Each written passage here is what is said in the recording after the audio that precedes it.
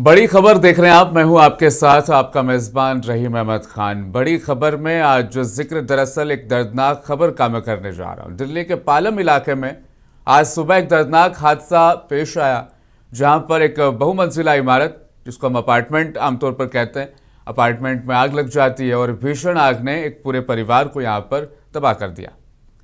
इस हादसे में एक ही परिवार के 3 बच्चे समेत कुल 9 लोगों की मौतें हुई, जबकि 3 जो लोग हैं वो बहुत ज़्यादा झुलस गए हैं। उनका इलाज अस्पताल में जारी है और बहुत क्रिटिकल सिचुएशन में वो है। आग इतनी भयानक थी कि कुछ लोगों ने जान बचाने के लिए इमारत से छलांग तक लगा दी थी। उसके बाद भी वो दरअसल अपने आप को नहीं बचा पाए। दरअसल ये एक एक्सीडेंट है, जिसको हम आमतौर पर हादसा कहते हैं। तमाम अखबार और न्यूज़ चैनल्स पर जब आप इस खबर को देख रहे होंगे तो वहाँ लिखा आएगा कि एक हादसा था, आग लगने का हादसा पेश आया है। लेकिन आम आदमी पार्टी ने इस हादसे को अलग शक्ल देने की दरअसल कोशिश की है। आम आदमी पार्टी का ये मानना है, ये कहना है कि अब तो रोज ही दिल्ली के किसी न किसी इलाके से आग लगने की खबरें आ रही है। भाजपा सरकार जवाब दे, उसकी क्या तैयारी है। फायर स्टेशन कम है दिल्ली में, इसीलिए वक्त पर फायर ब्रिगेड की जो गाड़ियां हैं वो पहुंच नहीं पाती है। जो मानक है अपार्टमेंट बनाने के, फायर सेफ्टीज के, उनको फॉलो नहीं करवाती बीजेपी सरकार, इसीलिए इस तरह की घटनाएं हो रही है, लोगों की जान जा रही है। इसकी जांच होनी चाहिए। अब बीजेपी का इस पर जवाब है कि आम आदमी पार्टी हादसों पर भी ओछी राजनीति करती है। इस मुश्किल वक्त में परिवार के साथ खड़े होने के बजाय सियासी रोटियां सेकने में लगे हुए। क्या अब आरोप जो आम आदमी पार्टी लगा रही है कि ये जो है लापरवाही की वजह से ये हादसे हो रहे हैं, या फिर वाकई में आम आदमी पार्टी हादसों में भी राजनीति ढूंढने की कोशिश कर रही है, इन दोनों पहलुओं पर करेंगे चर्चा में मेरे साथ शामिल हो चुके हैं। स्क्रीन पर आप देख पाएंगे खेमचंद शर्मा जी जुड़े हैं, भारतीय जनता पार्टी का पक्ष रखेंगे मजबूती के साथ। और स्क्रीन पर आपको मनीष झा भी नजर आ रहे होंगे, आम आदमी पार्टी के प्रवक्ता है। मनीष जी, खेमचंद शर्मा जी, आप दोनों का स्वागत है। मनीष, चर्चा का आगाज मैं आपसे करने जा रहा हूं, दरअसल आपसे और आम आदमी पार्टी से भी। अब हादसों में भी राजनीति ढूंढने की कोशिश की जाएगी मनीष? रहीम जी, आपको नमस्कार। आपके तमाम दर्शकों को मैं अभिनंदन करता हूं। रहीम जी, सबसे पहले हमारी संवेदनाएं उन 9 लोगों का प्रति है, उस परिवार के प्रति है जिन्होंने अपनों को खोया है, अपने परिवार के अंग को, अपने परिवार के सदस्यों को, दिवंगत आत्मा के लिए पहले मैं प्रार्थना करता हूं। दूसरी बात, मैं आपको यह बताना चाहता हूं कि जैसा आप बता रहे हैं कि हादसा में राजनीति, तो मैं आपको बहुत साफ शब्दों में स्पष्ट कर देना चाहता हूं, हादसा में राजनीति और आपदा में राजनीति, ये भारतीय जनता पार्टी की नैतिकता रही है, उनकी कार्यशैली रही है, उनका इतिहास रहा है। जब इतिहास उठा के देखेंगे तो आप स्पष्ट रूप से देख पाएंगे भारतीय जनता पार्टी लाशों पर राजनीति करती है, हादसों पर राजनीति करती है और आपदा में राजनीति करती है, आपदा में अवसर ढूंढती है, जैसे कामों करती है। हमारी गहरी संवेदनाएं उस परिवार के प्रति है। और जैसा कि आपने बताया, मैं आपको बिल्कुल स्पष्ट रूप से बता रहा हूं, ये एक, जैसा आपने बोला कि कल के अखबार में या मीडिया में चल रहा है एक्सीडेंट है, ये कोई एक्सीडेंट नहीं है, ये मैन मेड डिजास्टर है, ये सरकार की लापरवाही है, ये प्रशासन की लापरवाही है। जिसके कारण, हाँ, मैं बताता हूं, हाँ, जिसके कारण एक पूरा हंसमुख परिवार, खेलता हुआ परिवार, उन्होंने अपने सब लोगों को खो दिया। एक ही झटके में 9 लोग काल के गाल में समा जाते हैं। सारी बातें ठीक है मनीष, समझ में आ रही हैं, दर्शक भी समझ रही हैं, लेकिन आप कह रहे हो कि हादसा नहीं है, ये हादसा नहीं है। इसके पीछे की वजह मैं आपसे जानना चाह रहा हूं, किस बिना पर कह रहे हैं, किस बिहाफ पर? मैं अगर कुछ बोल रहा हूं तो अपने तथ्यों के बोल रहा हूं, मुझे प्लीज बोलने दें। तो मैं आपको बता रहा हूं कि देखिए, 9 लोग की मृत्यु हो गई है और 3 लोग मौत और जीवन पर जूझ रहे हैं। देखिए, प्रत्यक्षदर्शी ने वहां पे बताया कि जहां पे ये 5 स्टोरी ये इमारत थी, हाँ, जब सुबह 6:30 बजे की घटना है, जब अग्निशमन विभाग को, दमकल विभाग को, रेस्क्यू टीम्स को कॉल किया गया, वो वहां पे पहुंचे। ये आधे घंटे के अंदर पहुंच गए वहां पे और 30 मिनट में 30 फायर टेंडर पहुंच गए, 30 मिनट में 30। जी बिल्कुल। वो टाइम पे पहुंच गए, 5 मिनट पहले भी पहुंच सकते, मतलब पहुंच सकते थे। तो मैं उसके लिए उस पे नहीं जा रहा हूं, मैं एक्चुअली टेक्निकली चीज बता रहा हूं जहां पे लोगों का जान बचाया जा सकता था। सबसे ताज्जुब बात, आपको भी जानकारी ये होगा और आपने भी इन्वेस्टिगेट किया होगा, आपके जर्नलिस्ट ने आपको बताया होगा कि जब उन्होंने हाइड्रोलिक अपना ओपन किया, हाइड्रोलिक लेडर ओपन किया इवैक्यूएट करने के लिए, जो बच्चे, जो कुछ लोग बालकनीज में खड़े थे, उनको बचाया जा सकता था क्योंकि वो बालकनी में खड़े थे, मदद मांग रहे थे। तो हाइड्रोलिक खुला नहीं, ताज्जुब वाली बात है। और दूसरी बात, उसके बाद उन्होंने मैनुअल लैडर्स जो होता है, मैनुअल सीढ़ी के जरिए ताकि ऊपर जाने की कोशिश की, ताकि उनको बचाया जा सके, वहां से नीचे उतारा जा सके। ताज्जुब तब हुई, जो आप ये समझिए कि वो मैनुअल लैडर्स जो होता है, जिसे वो क्लाइंबिंग करके जो स्टाफ है वो ऊपर जाते हैं और लोगों को इवैक्यूएट करते हैं, वो भी नहीं खुला। कितनी ताज्जुब वाली बात है, हैरत अंगेज वाली बात है। तो इस पर क्या कहा जाए? ये जो है जिस हिसाब से गैर वाजिब जिम्मेदाराना हरकत प्रशासन का है, इसकी जिम्मेदारी कौन लेगा? हादसा, आप इसको मौत को एक हादसा और एक्सीडेंट के रूप दे सकते हैं, बहुत आसान है, कोई भी दे सकते हैं, अपना बचाव कर सकता है। नहीं, इसमें जो चीजें आपने बताई है वो सरकार को आगे फायर स्टेशन को लेकर जो सवाल है वो पूछे जाएंगे, पूछने लाजमी है, जरूरी है। लेकिन 30 मिनट में 30 फायर टेंडर पहुंच जाना, पिछले 1 साल में 50 से ज्यादा नए फायर स्टेशन के उद्घाटन हुए हैं। अब इसमें लापरवाही तो उसको दरअसल नहीं कहा जा सकता, लेकिन फायर ब्रिगेड के जो मसले आपने उठाए वो पूछे जाएंगे। मैं आपको बता, आप जब डेटा दे रहे हैं तो मैं डेटा की बात करूंगा, तो ऐसा तीसरा ये देखने पाया। इसके पहले द्वारका में भी हादसा हुआ था, यमुना पार में भी हादसा हुआ था, वहां पे भी यही हुआ था कि दमकल विभाग जो है 5 मिनट की दूरी पे था, लेकिन वो समय पे नहीं पहुंचा। लेकिन मैं, अगर आप ध्यान इधर उधर भटकाना नहीं चाहता हूं, क्योंकि ये बहुत ही हृदय वाली, भावना वाली ये घटना है, दुर्घटना है, जिससे हम सभी लोग पीड़ा में हैं और हमारी संवेदना परिवार के साथ। मैं बार बार कह रहा हूं कि देखिए, दमकल विभाग अगर समय पे इवैक्यूएट किया होता, आप उस पर चर्चा करें, टॉपिक पर बात करें, क्यों उसका हाइड्रोलिक डोर ओपन नहीं हुआ, मैनुअल लेडर ओपन नहीं हुआ? तो दो चीजें हैं खेमचंद शर्मा जी, दो चीजें हैं। चीजों से एक तो आम आदमी पार्टी लगातार कह रही है कि प्रतिदिन घटनाएं की जो तादाद है वो बहुत ज्यादा हो रही है, फायर सेफ्टी को लेकर जो गाइडलाइंस है उसको दिल्ली सरकार सही से फॉलो नहीं करवा पा रही है। और दूसरा जो सवाल मनीष ने अभी यहाँ पर उठाया कि दमकल विभाग की जो गलतियां, खामियां रही, उसमें कहीं ना कहीं सरकार की भी भागीदारी है। जान बचाया जा सकता था रहीम जी, बिल्कुल जान बचाया जा सकता था। लोगों, कुछ लोग, हम लोग बचा सकते। देखिए, अभी हमारे आम आदमी पार्टी के मित्र जो कह रहे हैं कि भाई जो फायर सेफ्टी के नॉर्म्स हैं उनको सही से अप्लाई नहीं किया जा रहा। मेरे भाई, दिल्ली में पिछले 11 साल से किसकी सरकार थी? उससे पहले 15 साल किसकी सरकार थी? क्या भारतीय जनता पार्टी की सरकार थी? नहीं, तो भारतीय जनता पार्टी की सरकार नहीं थी। जब सरकार आप लोगों की थी तो आप लोगों ने इस तरीके से वहां पे इम्प्लीमेंटेशन किया, कोई ध्यान नहीं दिया। अंधे नगरी चौपट राज वाला वहां पे मामला था। भारतीय जनता पार्टी की सरकार जब से आई है, चीजों को इम्प्रूव कर रही है, बेटर कर रही है, और बेटर इम्प्रूवमेंट में समय लगेगा। ये घटना हुई है, बहुत ही दुखद घटना है, और उसमें जितने भी लोग प्रभावित हैं उनकी सहायता करने का प्रयास पार्टी कर रही है, हमारी सरकार कर रही है। और मेरे को खुद इस पे बहुत ज्यादा संवेदना है, हमारी पार्टी को संवेदना है। और मैं ऐसा मानता हूं कि धीरे धीरे जिस तरीके से अभी हमारी सरकार ने ऐसे नॉर्म्स को इग्नोर करने वाले लोगों पे कार्रवाई की है, आने वाले समय में ये सारी चीजें देखने को नहीं मिलेंगी। एक और चीज खेमचंद शर्मा जी, अभी रिसेंटली मैं आंकड़े निकालने की कोशिश कर रहा था, 1 जनवरी से 9 मार्च यानी जो 65-66 दिन बनते हैं, इसके दरमियान 3000 के आसपास आगलगी की घटनाएं होती है। रोजाना 44 कॉल्स फायर ब्रिगेड की जो टीम है उनके पास पहुंचती है, 15 मौतें इस दौरान होती है, 93 लोग घायल हो जाते हैं। ये जो बड़े फिगर्स नजर आए हैं 2026 के स्टार्टिंग में, क्या वजह हो सकती है उसके पीछे? दरअसल कई वजह हैं। पहले इतने गैजेट नहीं होते थे, इलेक्ट्रॉनिक गैजेट हैं, स्पार्किंग है, उसकी वजह से भी होती है। और भी हैं जो बड़े बड़े संस्थानों में, जैसे होटल्स वगैरह हैं, कहीं कहीं और नॉर्म्स को सही से नहीं इम्प्लीमेंट किया गया है।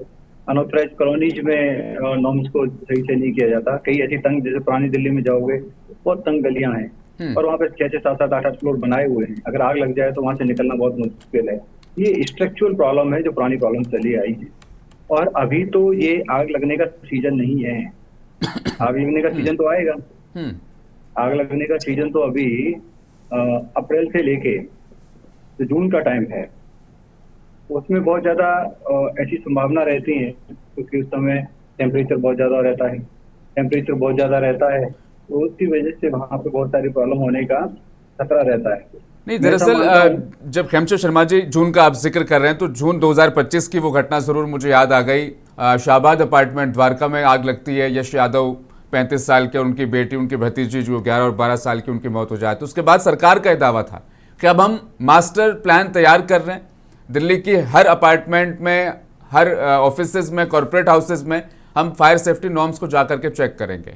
क्या ये जो अपार्टमेंट जहां पर आज आग लगी है, यहाँ पर चेक किया गया था? शायद नहीं, इसकी वजह से आज सब मैंने आपको ट्रुथफुल फीडबैक दिया। हम्म हमारी सरकार प्रयास कर रही है, ट्रुथफुल प्रयास कर रही है, और जो आने वाला समय है अप्रैल से जून, हम्म उसमें बहुत ज्यादा काम करने की जरूरत है। सरकार काम कर रही है, सरकार ने प्लान बनाया हुआ है। सरकार वेरिफिकेशन, विजिटिंग और वहां पे जो इंस्पेक्टर, जो जिम्मेदार लोग हैं, उनको निर्देश दिए गए हैं कि आप पहले से ही ऐसे मेजर्स लो कि ये जब गर्मी भयंकर होगी अप्रैल मई जून में, तो उस समय ऐसी घटनाएं कम से कम हो। लेकिन ये जो प्रॉब्लम्स हैं, इसका जो 26 साल का मिस गवर्नेंस जो दिल्ली में था, उसका एक बहुत बड़ा कारण है। पैसे दो, सेटिंग करो, जो बनाना है जैसे बनाना है वो बना लो, जो स्ट्रक्चर बनाना है वो बना लो, तो उसकी वजह से ही सारी ज्यादा घटनाएं होती हैं। अगर स्ट्रक्चरल चेंज 25 साल पहले से इम्प्लीमेंट होना शुरू हो जाते, कांग्रेस के जमाने से शुरू हो जाते, आम आदमी पार्टी भी अगर उन पर सीरियस होती, तो ये समस्याएं और कम रहती। अच्छा, अब वो जो एक जरूरी सवाल मनीष ने पूछ लिया था, दमकल विभाग, 2-2 लाख रुपए मुआवजा तो दरअसल मिल जाएगा लोगों को, ऐलान भी कर दिया सरकार ने, अच्छी बात भी है, जरूरत भी है। लेकिन दमकल विभाग की जो लापरवाही सामने आई, दरअसल वहां पर जो लोग थे चश्मदीद, उन्होंने भी यही बताया कि जो हाइड्रोलिक सर्विसेज थी वो उसकी काम नहीं कर रही थी, उसकी वजह से मैनुअली उन्हें ऊपर जाने का जो समय था वो बहुत ज्यादा लगा, उसकी वजह से लोगों को नहीं बचाया जा सका। ये तो लापरवाही है ना खेमचंद शर्मा जी?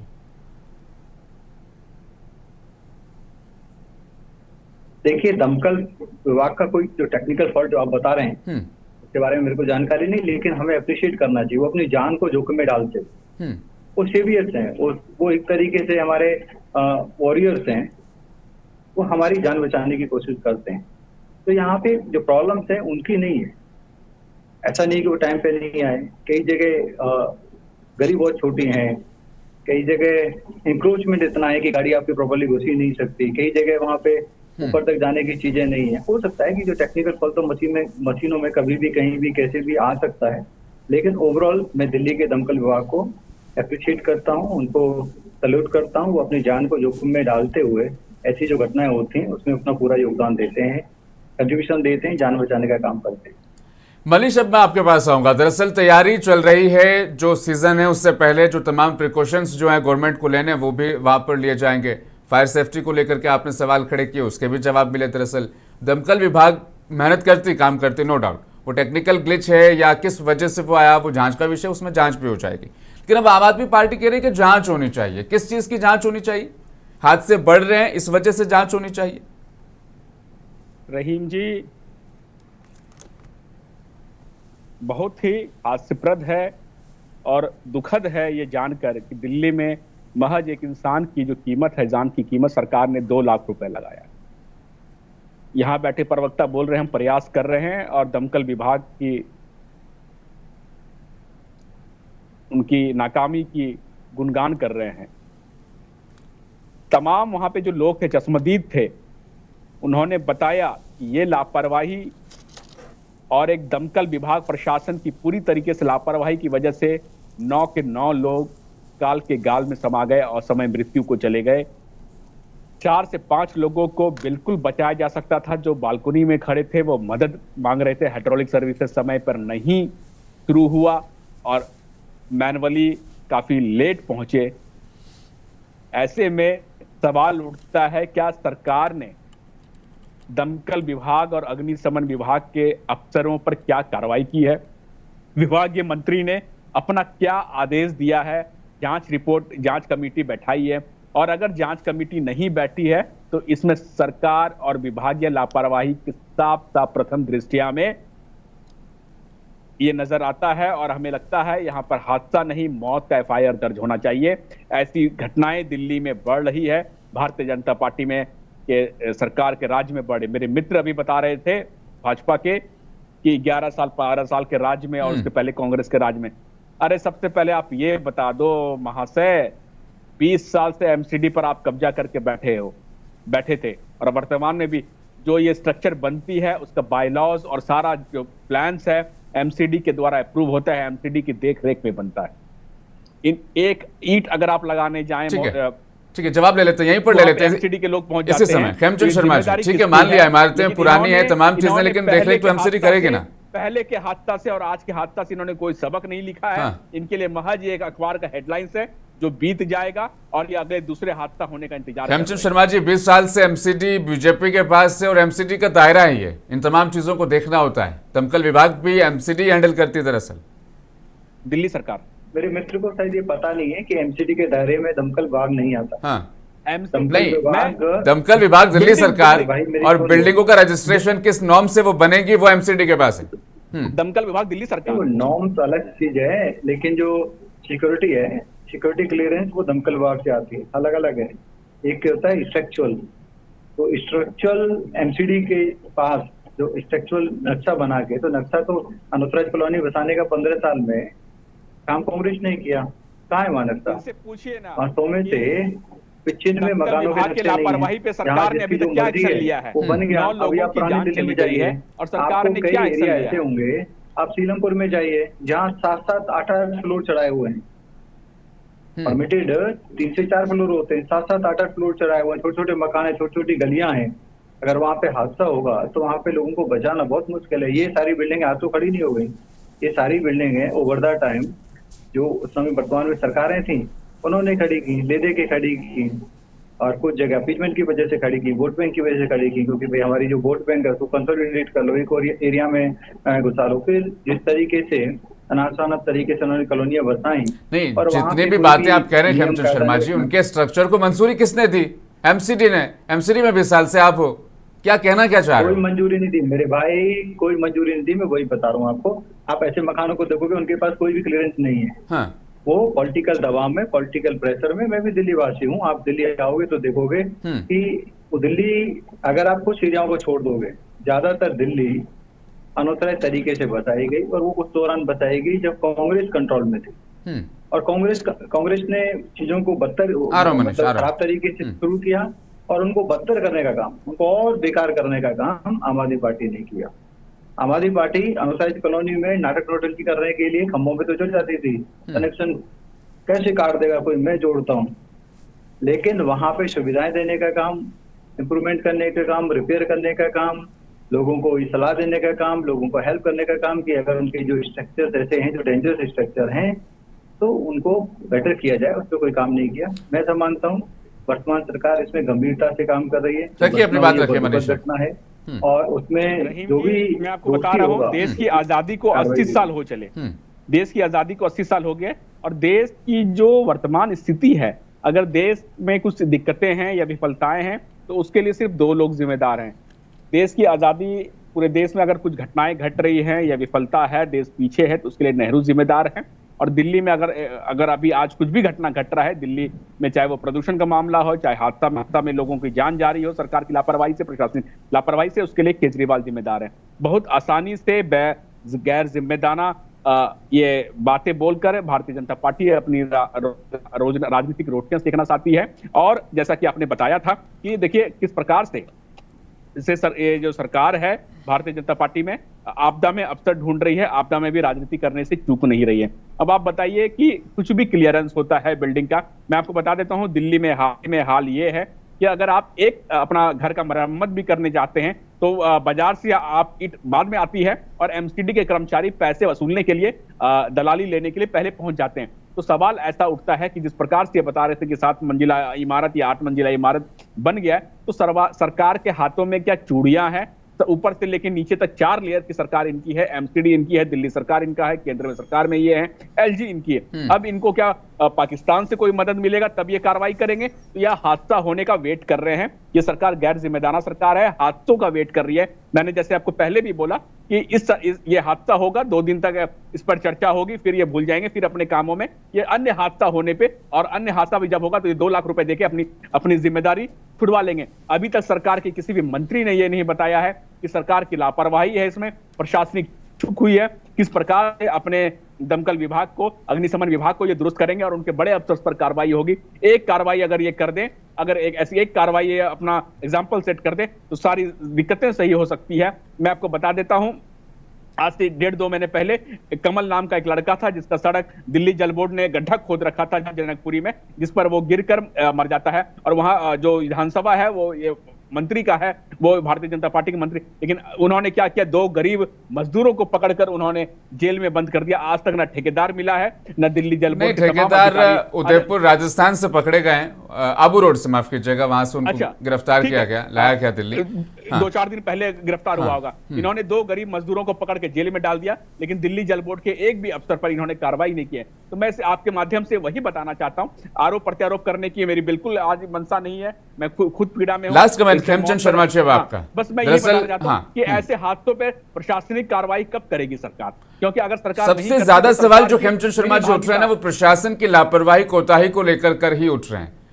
अगर हम कार्रवाई करेंगे, एक्शंस लेंगे, तो शायद आगे इस तरह के हादसों को टाला जा सके, उसमें कमी लाई जा सके। एक तो फायर सेफ्टी नॉर्म्स तमाम इमारतों में हमें जाकर शायद चेक करनी पड़ेगी, क्योंकि सीजन भी आएगा, गर्मी बढ़ेगी, आग ज्यादा लगेगी और शॉर्ट सर्किट्स भी होंगे। देखिए, प्रशासनिक कार्रवाई की जा रही है और भी इसको स्पीड अप किया जाएगा, क्योंकि जैसा मैंने आपको बताया, अभी तो दिल्ली में या तो सर्दी का टाइम था या फिर कार्रवाई हो रही है, ये बसंत का टाइम था। अभी जो आने वाला समय है अप्रैल टू जून, जिसमें खतरा ज्यादा रहता है, क्योंकि दिल्ली में गंभीर रूप से यहाँ पे धूप पड़ती है, गर्मी पड़ती है। तो मैं ऐसा मानता हूँ कि सरकार तैयारी कर रही है, लेकिन जो पुरानी प्रॉब्लम्स की वजह से, देखिए, एक तो बारिश का सीजन हो सकता है, आग का सीजन नहीं हो सकता है। जब जून 2025 में जब आग लगी थी द्वारका में जिस अपार्टमेंट में, उसके बाद सरकार ने कहा था हम नॉर्म्स जाकर चेक करेंगे, शायद नहीं कि इस बिल्डिंग में इसी वजह से हादसा हुआ है। नॉन पॉलिटिकल बताइए ना, उसके बाद इन्होंने क्या किया, सेफ्टी मेजर, सेफ्टी नॉर्म्स इन्होंने क्या अप्लाई किया? शाहबाद अपार्टमेंट द्वारका में लगी आग, आपने कहा नॉर्म्स को जाकर चेक करेंगे हर बिल्डिंग में, वो नहीं किए, इसीलिए फिर ये एक और हादसा में पालम में देखने को मिल गया। इन्होंने उससे सीख नहीं लिया और ये दोबारा हादसा हुआ है। ऐसे कई सारे हादसे हुए। 2.5 से 3 करोड़ लोग रहते हैं और 26 साल से मिसगवर्नेंस है। तो कुछ चीजें, कुछ जगह ऐसी हैं जिनको अभी भी समय लगेगा। मुझे लग रहा है खेमचंद शर्मा जी, बीजेपी का ये पूरा कार्यकाल वो जो मिस अंडरस्टैंडिंग या जो तमाम चीजें बिगड़ी उसको ठीक करने में जाएगा। शायद अगला जब टर्म आएगा रेखा गुप्ता सरकार का, तब हम पूछ पाएंगे कि अब शायद आपकी जिम्मेदारी और जवाबदेही है। बहुत बहुत शुक्रिया आप दोनों प्रवक्ताओं का चर्चा में अंत तक बने रहने के लिए। बहुत बहुत शुक्रिया। समय नहीं है, वरना हम और बातचीत यहाँ पर आगे करते। अब दर्शकों को बताते चलें, जिस तरीके से पालम में यहाँ पर आग लगी, एक ही परिवार के 9 लोग इस आग में हादसे का शिकार हुए, ये कहना है सरकार का, लेकिन आम आदमी पार्टी कह रही है ये मर्डर है। अगर उस अपार्टमेंट में फायर नॉर्म्स और फायर सेफ्टी को सही तरीके से चेक किया जाता तो शायद इस हादसे को टाला जा सकता था और इन 9 लोगों में से कुछ को तो जरूर बचाया जा सकता था। बड़ी खबर में फिलहाल बस इतना ही, लूंगा इजाजत, बने रहें मुंसिफ टीवी के साथ।